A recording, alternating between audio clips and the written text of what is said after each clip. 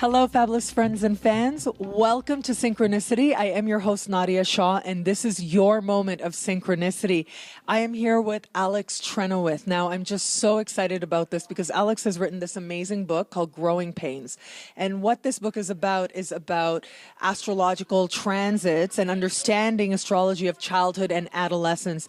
And I think that this is so important, as I was telling Alex before we started recording, was that I do think that a big part of the healing energy that astrology brings is through awareness. And a lot of that awareness comes from understanding your own life and your childhood that much better. But also this book is really great for parents to understand their children and to be better parents to their children as well, which I think makes it a really important work. And so I'm so grateful for you to be here. Thank you. Thank you for having me. So the astrology of adolescence, give me some key ideas. What is different? What is different about the astrology or the lives of young people in comparison to older people? What's different in the astrological approach to them? Okay. Well, the biggest thing is that there's the Jupiter return at around the age of between 11 and 12 years old.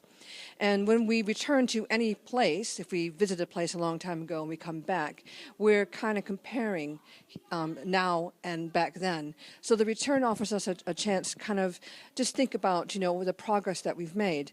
Now, Jupiter is about how we expand, and it also represents a leap of faith.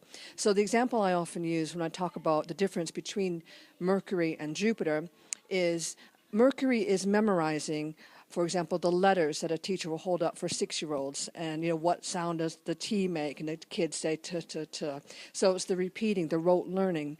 But Jupiter represents the leap of faith that it takes to use those letters and sounds and put them together to form words. And so there's a confidence involved in Jupiter as well. Now here in the USA and also in the UK, what usually happens around the time of the first Jupiter return is the young adolescent starts a bigger school, and they experience more classes, more teachers, more different languages, different kinds of religions. So in a natural way, an organic way, Jupiter expands their horizons.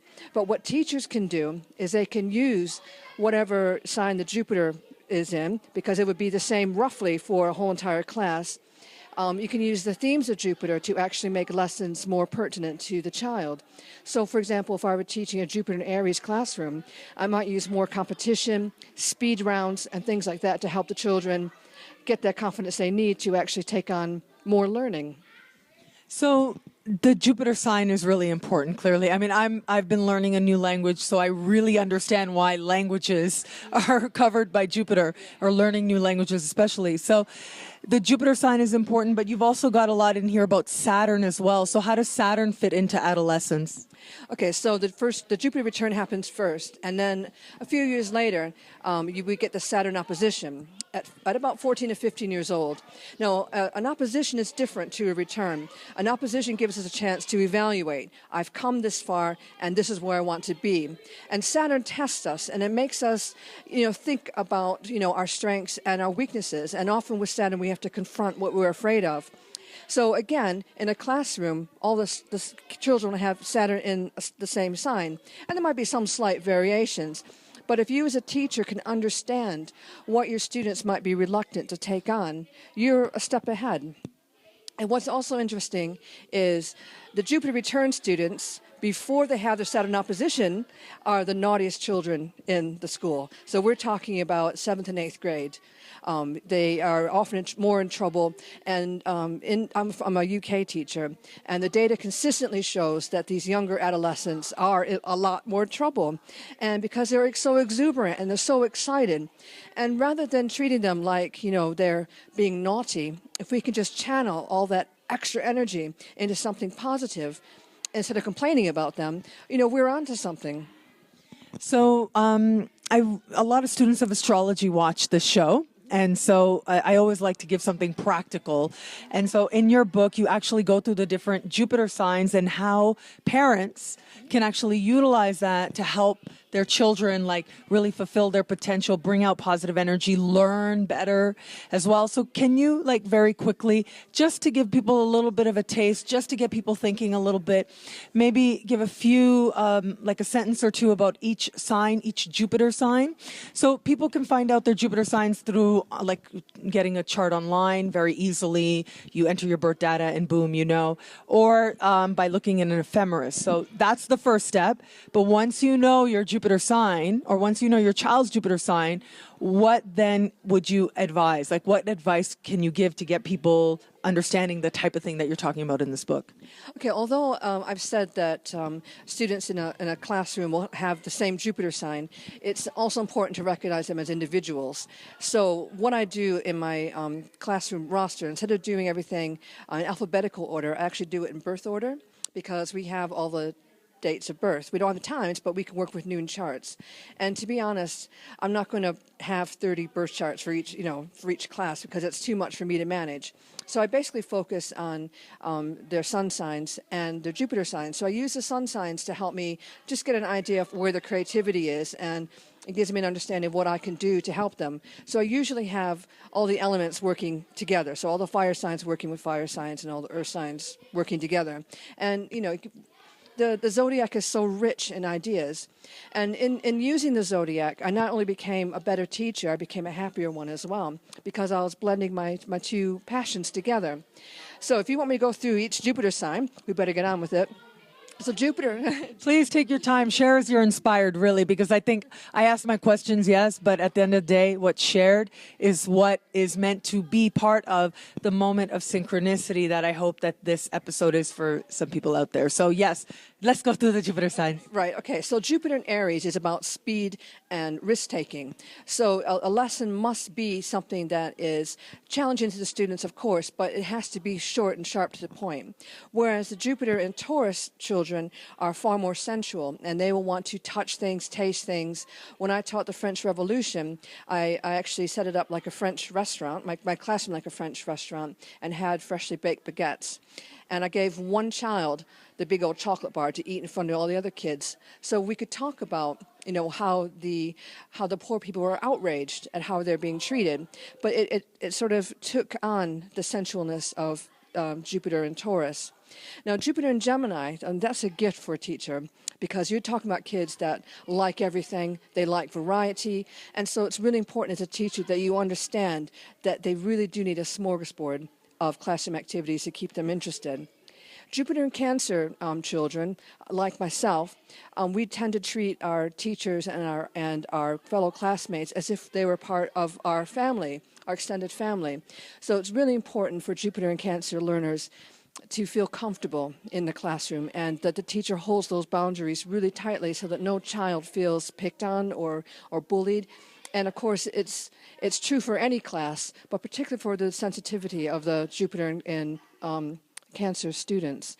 Now, Jupiter in Leo, that's where we are currently. Now, it takes a lot of energy to teach Jupiter and Leo learners, because they all want to compete for attention. So if you have 30 students all competing for attention, it isn't going to work. So what you have to do is you have to start teaching and start capitalizing on Jupiter and Leo's generosity and their ability to share. And so they have to learn how to share that stage. Jupiter and Virgo tend to be, as the as the Sun in Virgo can be, very fussy about things. But I find that the Jupiter and Virgo students are actually quite good at taking on projects and organizing them and making sense of them.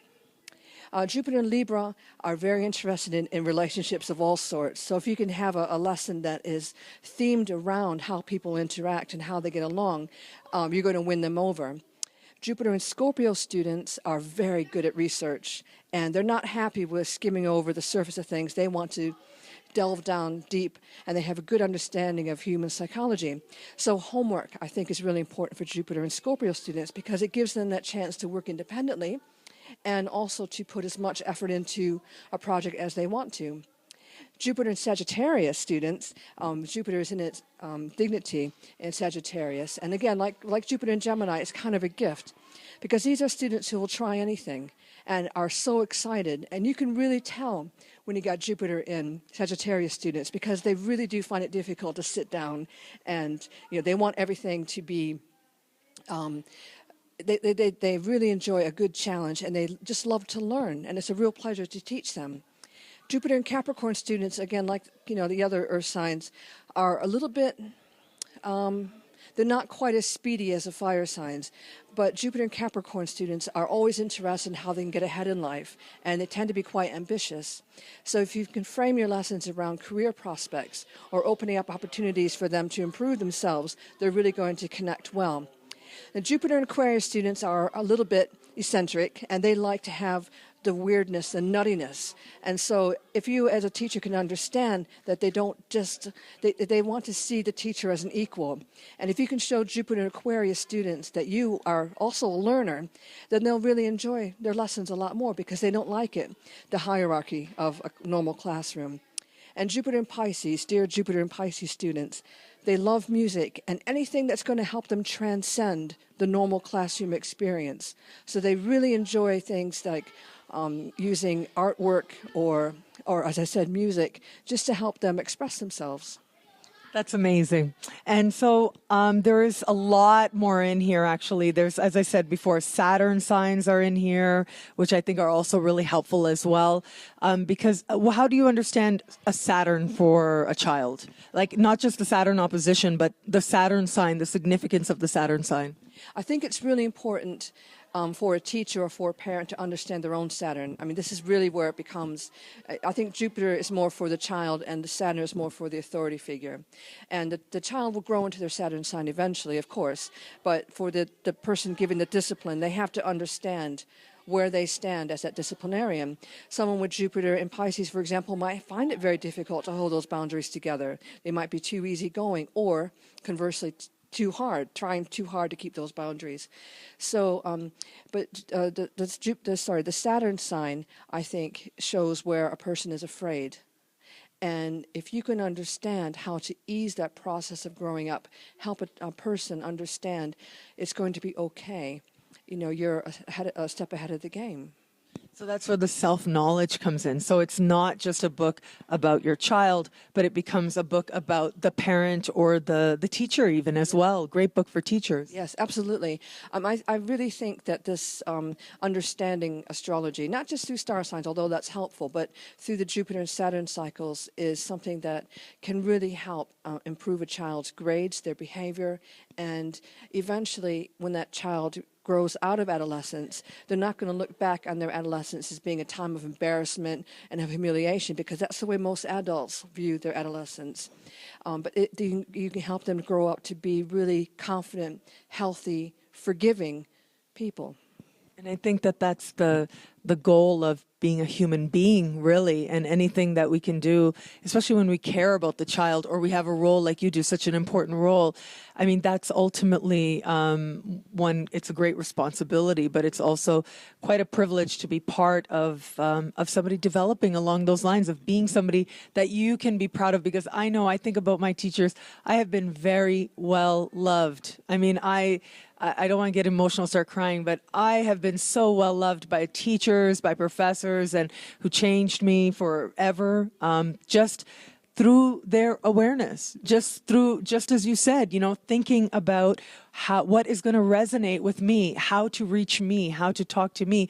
They took that moment, and I think that it just had a huge impact on my life, and I think that you're doing it, and that this book really helps people to do that as well. Yes. Well, I also think it works with the natural neurological changes that a child's going through, because around the time of the Jupiter return, the human brain really starts to grow and expand. And if a child, we don't, like to acknowledge that there are children in this country who are neglected, and it actually shows in their brain development. But the Jupiter return offers a window of opportunity, and if a teacher recognizes a child who's been damaged in the past, there's a second chance, because the brain is growing so fast and new synapses are being created. But as I say, it is a window. It's not a whole building. And at the Saturn opposition, these synapses and opportunities start to close down. And it's harder to open up these opportunities after that time passes. So the Jupiter-Saturn cycles naturally work with neurological development. Is there anything else that you want to share about growing pains? I'm sure people can get this online as well. Through Amazon or email me if you can't find it online. Okay, awesome. Thank you so much for being here. And thank you so much for being here to celebrate Growing Pains, Astrology of Adolescence with Alex Trenoweth with me. And until we connect again, take care.